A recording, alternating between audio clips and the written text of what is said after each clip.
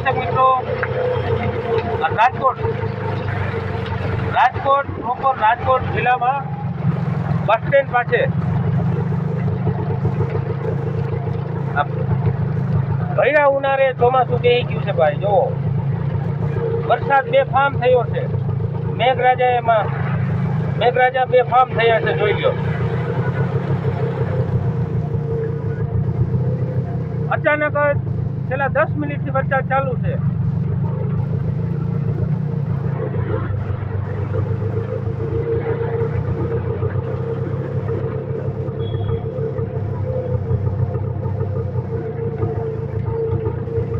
મેઘરાજા